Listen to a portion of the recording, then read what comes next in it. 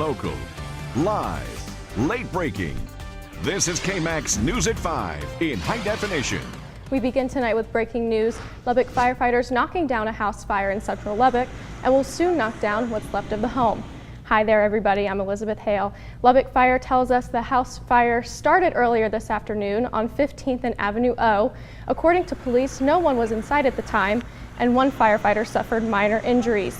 Officials on the scene say this isn't the first time this house has caught fire. They responded to calls at this location in November and January. Neighbors say there may have been squatters in and out over the last few months, and they'll be glad to see the hazardous building gone. And oh man, it just got worse and worse, the fire did. You know, it just started burning like crazy. It was terrible. And like I said, I think somebody burnt the house, caught the house on fire, because it's, you know, no water, no gas or nothing. I think somebody was probably in there and probably started the fire and probably took off out the door. Officials say the house is property of the city and they're planning on tearing it down. Another developing story we're following tonight, Lubbock police using a DNA machine system to arrest a murder suspect. Police say 59-year-old Louis Young used a pair of gardening shears to kill a man named Coronado Cerati last September. Crime scene investigators reported that Mr. Cerati was beaten to death with a hard object, and the shears were later found in the living room. The shape of the shears matched the wounds on Mr. Cerati, and DNA found on the shears matched Mr. Young. A police report shows that Mr. Young admitted to investigators that he went to Cerati's home with a woman to get money, and when Cerati didn't give it to them, Young told police he attacked Cerati with the shears. 31-year-old Aaron Morissette was sentenced to 59.5 years in jail for stabbing a woman and for armed robbery. He pled guilty on the first day of his trial this week. Police say Morissette took the victim against her will last June, stabbed her, and left her in the middle of the street in Clovis. She was airlifted to the Lubbock Hospital and survived the attack. The city is about to install a traffic light at the corner of 93rd and Quaker. The City Traffic Commission voted in favor of the change, and a lot of folks who live around the area have said they've been asking for the light for about 7 years. It will cost $120,000 to install, but not everyone thinks it's a good idea. During the meeting, some people talked about how they believe the light will actually create more crashes and speeding drivers. I think a lot of the people were looking at the traffic light as a speed control device, which that's not what it's meant for. I've seen 2 fatalities outside my kitchen window, and I've seen them pick up the bodies and put them in the EMS and take them away. And it's because the traffic is so heavy and so fast around that curve.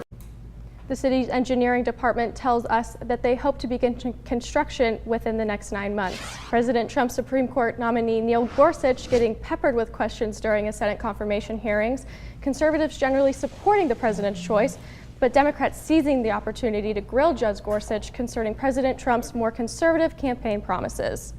Let me ask you about Citizens United. Does the president have the right to authorize torture? Does a good judge decide who should win? The president said that he would appoint someone who would overturn Roe. It has been reaffirmed many times. I can say Yes. that, yes. As nominees do, Judge Gorsuch has said he refused to talk about how he might rule on any particular topic, but he has tried to distance himself from some of President Trump's policies. The United States is imposing new security measures for passengers flying from certain countries in the Middle East and Africa.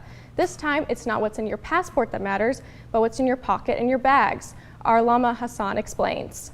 Overnight, the Department of Homeland Security issuing a new directive affecting travelers from 8 Middle Eastern countries. Countries including U.S. allies, Jordan, Egypt, Saudi Arabia, and the Gulf states.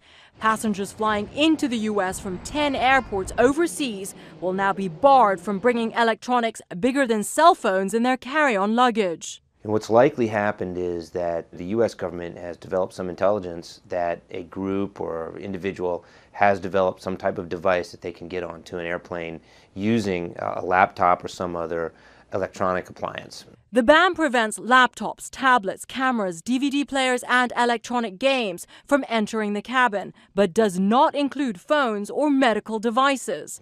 Instead, those items on the list must now be checked in. Officials hoping they can prevent attacks like this one. Last year, a laptop full of explosives was detonated during a flight, ripping a massive hole in the jetliner as it was flying over Somalia. What they're trying to do here is take an extra step to take anything that could be packed with explosives out of the cabin and prevent some sort of a device being manually detonated in the cabin.